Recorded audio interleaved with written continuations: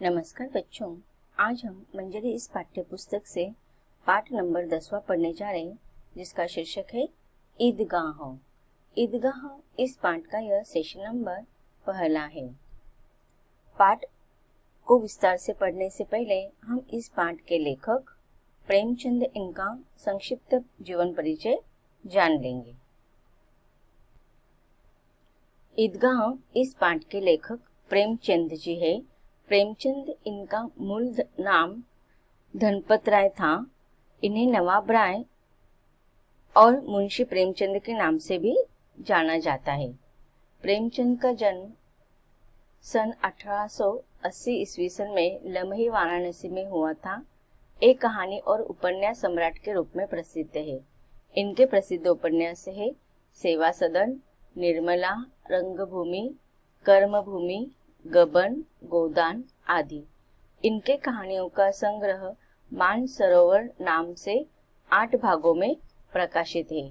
इनका साहित्य समाज सुधार, राष्ट्रीय भावना और सामान्य जनजीवन की घटनाओं से परिपूर्ण है। लेखक प्रेमचंद इनका निधन सन 1936 ईस्वी सन में हुआ। तो बच्चों, यह हुआ लेखक प्रेमचंद इनका जीवन परिचय, जो आपके पाठ्य पुस्तक में ही दिया है। अब हम पाठ को समझते हैं। पाठ नंबर 10वां, ईदगाह। बच्चों, ईदगाह यह नाम आपने पहले सुना होगा। ईदगाह का अर्थ क्या होता है? तो मुस्लिम लोग ईद के दिन अपना जो त्योहार होता है ईद मनाने के लिए जिस स्थान पर जाकर नमाज पढ़ते हैं और अपने खुशियों को मनाते हैं, उस स्थान को हम ईदगाह कहते हैं। प्रस्तुत कहानी ईदगाह में लेखक प्रेमचंद ने बाल मनोविज्ञान का सुंदर चित्रण करते हुए बालक हामिद के प्रति दादी के वात्सल्य को और दादी के प्रति हामिद के प्रगाढ़ प्रेम को दिखाया है। तो बच्चों, ईदगाह नामक यह जो कहानी है वो लेखक प्रेमचंद के मानसरोवर खंड, अलग अलग जो खंड है, टोटल 8 खंड है, उसमें लेखक प्रेमचंद इन्होंने बहुत सारी ऐसे छोटी छोटी कहानियां लिखी है जो अधिकतर सामाजिक व्यंग पर आधारित होते हैं। तो इस कहानी में भी लेखक ने बाल विज्ञान का आधार लिया है, बाल मनोविज्ञान का। इस पाठ में लेखक ने बालक हामिद के जीवन का चित्रण किया है। छोटा सा एक बच्चा है जो ईद मनाने के लिए अपने आर्थिक स्थिति न होते हुए भी वह किस प्रकार से अपने ईद को मनाता है, इसका सचित्रण लेखक ने किया है। यहाँ पर हामिद की दादी जो है अमीना दादी, उसके प्रति हामिद का स्नेह, प्रेम और वैसे ही दादी के प्रति हामिद के प्रगाढ़ प्रेम दिखाई देता है। हम कहानी को शुरुआत करते हैं। यह कहानी थोड़ी बड़ी है। इसको लेखक ने 3 अलग अलग भागों में प्रसंग के रूप में लिखा है। हम देखते हैं कहानी को। रमजान के पूरे 30 रोजों के बाद आज ईद आई है। कितना मनोहर, कितना सुहावना प्रभात है। अब देखिए, यहाँ पर लेखक कहते हैं कि रमजान जो होती है वो पूरे 30 दिन का होता है। 30 दिन तक मुस्लिम लोग क्या करते हैं, उपवास रखते हैं। और रोजा का अर्थ क्या होता है कि उपवास रखा जाता है, दिन भर कुछ नहीं खाते। आप लोग भी देखे होंगे कि आपके घर में जो बड़े लोग हैं, बुजुर्ग लोग हैं, किसी प्रकार का व्रत या उपवास रखते हैं। तो रमजान के दिनों में पूरे 30 दिन का अर्थात 1 महीने का उपवास रखा जाता है। और जो रमजान जब पूरा होता है तो उस दिन को ईद इस त्योहार के रूप में मनाया जाता है। अब आप लोगों को पता होगा कि जब भी कोई भी त्योहार उत्सव हमारे घर में आता है तो सबसे अधिक उत्सुकता और सबसे अधिक खुश कौन होते हैं? बच्चे। बच्चों से ही त्योहार में और भी 4 चांद लग जाते हैं। तो बच्चों को जिस प्रकार से त्योहार पसंद होते हैं, उसी प्रकार से घर का वातावरण, वह जिस स्थान पर रहते वह वातावरण भी उनको एकदम अलग सा महसूस होता है। तो वही वर्णन यहाँ पर लेखक कर रहे हैं कि कितना मनोहर, कितना सुहावना प्रभात है। वृक्षों पर कुछ अजीब हरियाली है, खेतों में कुछ अजीब रौनक है, आसमान पर कुछ अजीब लालिमा है।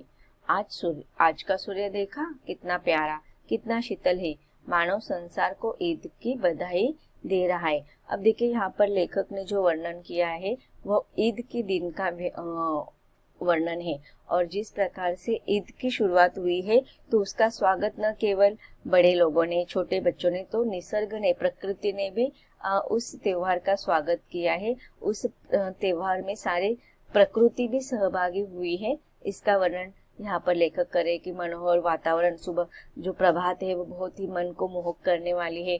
चारों ओर हरियाली छाई हुई है, खेतों में भी अजीब रौनक दिखाई दे रहे हैं। उसके साथ साथ आसमान में लालिमा छाई हुई है, सूर्य भी बहुत प्यारा दिखाई दे रहा है। उसकी किरणें तेज होने के बावजूद भी उसका प्रकाश बहुत शीतल लग रहा है। मानो कि सारा प्रकृति ही ईद को बधाई देने के लिए प्रसन्न होकर उत्सुक हो गए हैं। गांव में कितनी हलचल है, ईदगाह जाने की तैयारी हो रही है।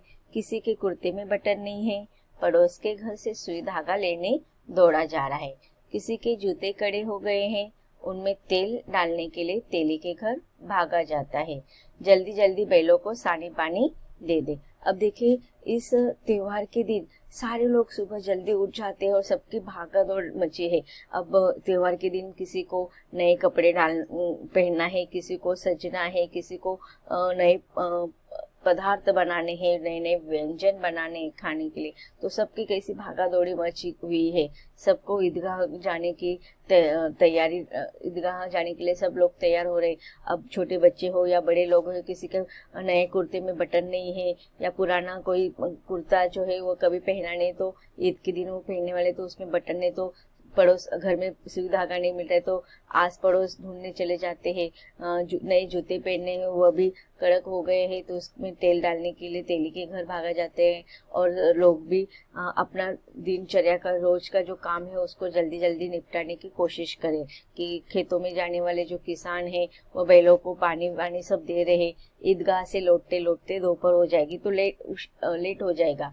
3 कोस से पैदल रास्ता, फिर सैकड़ों आदमियों से मिलना भेटना। अब जिस हामिद के बारे में लेखक वर्णन कर रहे हैं, वह जिस गांव में रहता है उस गांव से ईदगाह जो है वह 3 कोस पैदल अगर चलकर जाते तो 3 कोस लंबा, ऐसा उसका लंबा रास्ता है।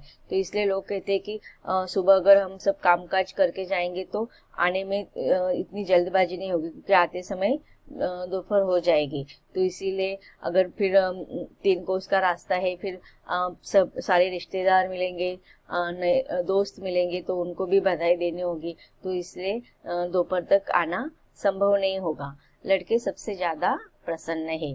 किसी ने रोजा रखा है, वह भी दोपहर तक, किसी ने वह भी नहीं। लेकिन ईदगाह जाने की खुशी उनके हिस्से की चीज है। अब देखिए रोजा वीजा तो छोटे बच्चों से उनका इतना मतलब नहीं होता है, रोजा तो बड़े लोग रखते हैं, लेकिन फिर भी अपने श्रद्धा के अनुसार किसी ने 1 दिन का रखा है, किसी ने आधे दिन का ही रखा है, किसी ने वह भी नहीं रखा। लेकिन उनको सबसे ज्यादा जो खुशी है वह केवल और केवल नए कपड़े पहनने, स्वादिष्ट व्यंजन खाना और ईदगाह जाना। और यह जो खुशी है, ईदगाह जाने वाली जो खुशी है, उन पर सिर्फ उन बच्चों का अधिकार है, वह उनके हिस्से की खुशी है। रोजे बड़े बूढ़ों के लिए है, इनके लिए तो ईद है। अब ये उपवास या जो भी कष्टदायक काम है वो बड़े लोग देख लेंगे, लेकिन बच्चों के लिए तो ईदगाह ईद यह त्योहार है और वह खुशी का, मौज मस्ती का विषय है उनके लिए। रोज ईद का नाम रटते थे, आज वह आ गई। अब आप लोगों ने देखा होगा कि 30 दिन के लंबे इंतजार के बाद, 30 दिन से क्या उसके पहले ही, अब देखिए दिवाली आने में 6 महीने होते हैं, फिर भी हम लोग मम्मी पापा से कहते दिवाली में हमें वो चाहिए, दिवाली में ये चाहिए। तो वैसे ही ये छोटे बच्चे जो है ईद का रोज नाम रटते थे और इनके लिए यह बहुत ही खुशी की बात थी कि आज वह दिन आ गया था। अब जल्दी पड़ी है कि लोग ईदगाह क्यों नहीं चले। अब बच्चों को जल्दबाजी है, सब बड़े लोग अपने अपने काम निपटाने में लगे हैं, वो काम निपटाने में इतने व्यस्त हो गए हैं, लेकिन छोटे बच्चे सोच रहे कि इनको ईदगाह जाने की जल्दबाजी क्यों नहीं है, इन्हें गृहस्थी की चिंता से ही क्यों परेशान है, सेवैयों के लिए दूध और शक्कर घर में है या नहीं, इनकी बला से तो सेवैया ही खाएंगे। अब देखिए बड़े लोगों को बहुत सारी तैयारी करना है, किसी को सेवैया बनाना है, किसी का अन्य काम पहले उनको निपटाना है, और वो सब काम करके वह ईदगाह जाने की तैयारी करेंगे। लेकिन बच्चों को वहां पर जाने की जल्दबाजी है, इसलिए वह सोच रहे कि पता नहीं कब ये लोग बड़े लोग समझेंगे। वह क्या जाने कि अब्बा जान क्यों बदहवास चौधरी कायम अली के घर दौड़े जा रहे हैं। उन्हें क्या खबर कि चौधरी आज आंखें बदल ले तो यह सारी ईद मुहर्रम हो जाए। अब लेखक प्रेमचंद जितने भी कहानी लिखे हैं उन्होंने वह सामाजिक परिवेश से लिए हुए हैं, और उनके कहानियों के जो भी पात्र होते हैं वो अधिकतर गरीब घर के होते हैं। अब यहाँ पर बच्चों को ये पता नहीं कि उनके घर वालों को क्या टेंशन है। अगर त्योहार के दिन घर में कुछ ना कुछ मीठा व्यंजन बनना चाहिए, इसलिए ये जो लोग हैं गांव के सर्वसाधारण लोग हैं, उनकी आर्थिक स्थिति कुछ अच्छी नहीं है। त्योहार के दिन उनके घर में दूध या खीर सेवैया बनाने के लिए जो वस्तुएं लगती है वह पदार्थ उनके पास नहीं है, तो वह सारे लोग उस दिन वो पदार्थ जुटाने में लगे हुए हैं। अगर पता नहीं चौधरी ने अगर अर्थात दुकानदार ने अगर उस दिन उनको सेवैया बनाने का सामान वो सामान भी तो उधारी से ही शायद लाएंगे। अगर वो सामान उस दिन उधारी से नहीं दिया तो पता नहीं उस दिन वह स्वादिष्ट व्यंजन अर्थात सेवैया भी नहीं खा पाएंगे। उनकी अपनी जेबों में तो कुबेर का धन भरा हुआ है, बार बार जेब से अपना खजाना निकाल कर गिनते हैं और खुश होकर फिर रख देते हैं। अब देखिए यहाँ पर लेखक ने विरोधाभास बताया है। एक तरफ गांव के आम जनता है जो दिन ब दिन शोषण से पीड़ित होते हैं, उनके पास 2 वक्त का खाने के लिए भी अनाज नहीं होते हैं, पैसे नहीं होते हैं। तो दूसरी ओर एक अमीर वर्ग है जो हमेशा कुबेर का धन के साथ पैसों की गिनती करता रहता है, अपने खजानों को देखता है और खुश होता रहता है। महमूद गिनता है 1, 2, 10, 12, उसके पास 12 पैसे है। मोहसिन के पास 1, 2, 3, 8, 9, 15 पैसे है। इन्हीं अनगिनती पैसों में अनगिनत चीजें लाएंगे, खिलौने, मिठाइयाँ, बिगुल, गेंद और न जाने क्या क्या। अब देखिए यहाँ पर महमूद और मोहसिन जो है वह इस पाठ का जो बच्चा है हामिद उसके दोस्त है। अब हामिद जो है वह थोड़ा गरीब है, लेकिन उसके जो दोस्त है महमूद और मोहसिन और 2 बच्चे हैं, 4 दोस्तों के नाम इस कहानी में बताए। वो थोड़े अच्छे खासे घर से, तो उनके पास उनके पेरेंट्स ने, उनके पिताजी ने मेला में जाने के लिए ईदगाह से वह मेला में जाएंगे और वहाँ पर वह पैसे दिए हैं कि उसे वह क्या करेंगे, थोड़ा अपने लिए सामान खरीदेंगे, खिलौने खरीदेंगे, मिठाइयाँ खरीदेंगे और क्या क्या। और सबसे ज्यादा प्रसन्न है हामिद। वह 4-5 साल का गरीब सूरत दुबला पतला लड़का है जिसका बाप गत वर्ष हैजे की भेंट हो गया और माँ न जाने क्यों पीली होती होती एक दिन मर गई। तो अब देखिए यहाँ पर लेखक ने इस कहानी का जो प्रमुख पात्र है हामिद, उसका वर्णन किया है। हामिद बहुत प्रसन्न है आज क्योंकि आज ईद है और उसे ईदगाह जाने मिलने वाला है, तो इस सारी बातों से वह बहुत खुश है। अब यहाँ पर लेखक बताता है कि गत वर्ष अर्थात पिछले साल उसके पिताजी की मौत हो गई है, हैजे की बीमारी से उनकी मौत हो गई है। अब हामिद जो है वो 4-5 साल का एक गरीब दुबला पतला है बच्चा है, उसके पिताजी की मौत हो चुकी है और पिताजी के मौत के बाद उसकी माँ भी पीली होती होती एक दिन मर गई। पीली होती होती एक दिन मर गई अर्थात अपने वह परिस्थिति अच्छी नहीं है, आर्थिक स्थिति अच्छी न होने के कारण पहले पिताजी थे तो कुछ ना कुछ 2 वक्त का गुजारा हो जाता था, लेकिन पिताजी बीमारी की वजह से मृत्यु हो चुकी थी पिताजी की। इस कारण उसकी माता भी चिंतित होकर, और शायद उसको भी किसी न किसी प्रकार की बीमारी होगी, लेकिन सही पर इलाज न होने के कारण वह भी एक दिन उसकी मृत्यु हो जाती है। किसी को पता न चला क्या बीमारी है, कहती भी तो कौन कुछ सुनने वाला था। दिल पर जो कुछ बीतती थी वह दिल में ही सहती थी, और जब न सहा गया तो संसार से विदा हो गई। तो यहाँ पर जीवन की वस्तु स्थिति बताई है लेखक ने। अब हामिद अपनी बूढ़ी दादी अमीना के गोद में सोता है और उतना ही प्रसन्न है। अब देखिए हामिद के माता और पिता की मृत्यु कैसे हुई इसका वर्णन किया है।